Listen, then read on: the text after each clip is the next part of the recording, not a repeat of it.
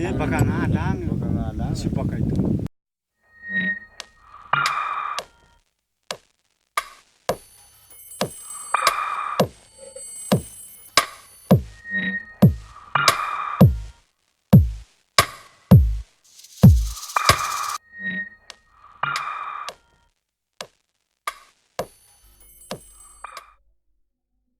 Maro ny fandimby ireo rivo-doza nandalo teto amin'ny nosy nandritry ny taom-piadiana 840 sy 2020 nanomboka tamin'ny faran'ny volana janoary ka hatramin'ny volana martsa 2020 indrindra taty amin'ny faritra atsimo. Betsaka noho izany ny rotsakorana izay nahatonga ny firongatry ny valala ary faritra maro no nahitana azy ireo. Nahitana an'izany ohatra ny lalam-pirenena 7 Andranobory sy Mahaboboka sy ny lalam-pirenena 10 any Beaitsy. Velotaraina ny tantsaha, ny teboteby izy ireo.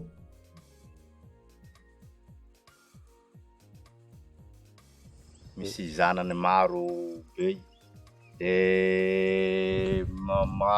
misy raha zany avala azy de sy feno zany le raha avala azy de maro be manomboka baka amin'ny baiboly jusqu'à amin'ny vohitsy aroy tena maro be agny. Avy ny orana, niakatra ny rano, tapaka ny tetezana ary tena sarotra ny lalana. Ny akamaroan'ny faritra fitombony valala dia tsy vita ny saro-dalana fa sady anjakany tsy fandriampahalemana ihany koa. Manano sarotra araka izany ny ady amin'ny valala. Na dia eo azy izany, tsy miamboadidy ny ivo-toerana famongorana ny valala eto Madagasikara. Misy ny fitaovana, misy koa ny fiara, misy ireo teknisianina ampy-traikefa ao amin'ny IFVM. Miroso amin'ny fitiliana, mijery, manisa ary misambotra valala ny mpitily ao amin'ny ivo-toerana. Mandrefy ny faritra ary mitety ny toerana misy valala ny teknisianina. Rehefa vita izany dia mametraka ny paikady amonoana ny valala ny any amin'ny fari-padidiana arovana amin'ny valala. Omanina ny fitaovana rehetra, amboarina ny fiara, ny ekipa raha teo vonona mandrakariva, miroso amin'ny fizarana ireo ekipa rehetra hiatrika ny fandarofana. Manao répartition ndraiky zany zahay. Miara-midina eny an-kianja amin'ny fametrahana ny ekipa, mametraka farany an'ireo paikady. Dia ny fomba fiadinay ato zany a mizara manao ligne zany zahay manao barrage amin'ny valala ny antsasan'izay ekipa zay zany ao ambony ao amin'jefanao mahazo an'igny plateau calcaire igny ambony ao dia ny ekipa sasany ato ambany misahana an'izay valala zay mivoaka avy ao tatazany avy ato ambany. Miroso amin'ny fandarofana amin'izay ny miaramilam-balala, manomana ny fanafody, manao ny fizahana farany ny fitaovana, mandraraka fanafody na amin'ireo babeny izany na ny atao amin'ny alalan'ny fiara. Manao ny fanaraha-maso akaiky ny fomba fiasan'ireo ekipa mpamono valala, ny tale jeneraly sy ireo tale mpiara-miasa aminy. Mijery fotony, manome toromarika ary mankahery ny ekipa.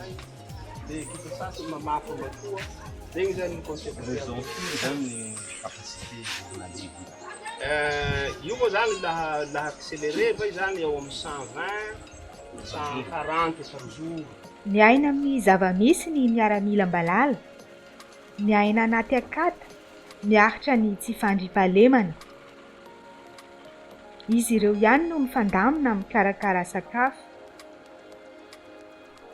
Matory eny amin'ny toerana rehetra izay ahitana valala ary miara-matory amin'ny valala. Faly ny tantsaha na teo aza ny fitaintainana. Resy ny fanetribe ny fambolena. Zao manao reo Mialy manao koa reo. mialy mivalala. Maro ny kijeja nanao andiany tsy ireo andiam-balala fa voafehy izany ary vita tamin'ny faran'ny volana Mey teo ny ady na ny opération Savahao. Manamafy an'izany ny tale jeneraly Andriamatoa Mandrano Julien. Na misy aza ny valala sy ny andiam-balala tamin'ity taom-balala fiadiam-balala ty dia voafehy ary tapitra tamin'ny faran'ny volana May 31 Mey teo izany andiam-balala zany, izany fiadiana valala zany.